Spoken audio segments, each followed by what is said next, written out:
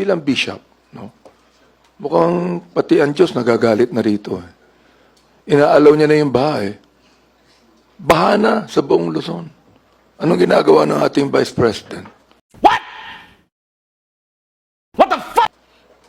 Nagpupunta sa iba't ibang bansa. Just imagine meron tayong impeachment court dito. Pwede na. Dapat humarap siya. Saan siya? Nasaan siya ngayon? Gusto kong tanungin, nasaan ba siya ngayon? Meron akong nakita na video. Sumasayaw pa siya eh. Weh! Tangina mo. Nasaan ba siya ngayon? Yun ang tanong natin, nasaan ngayon ang Vice President? Madam Vice President, bumabaha na. Nagagalit na ang Diyos. Weh! Hindi nga. Pati ang taong bayan napapagod na rin. At gumagastos tayo ng milyon-milyong buwis dito na binibigay ng mga Pilipino. Gunggong!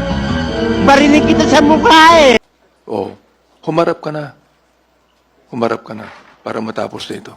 A few moments later. Panalangin ko sa habang buhay. Mawala ka sa Senado, iyan ang panalangin ko.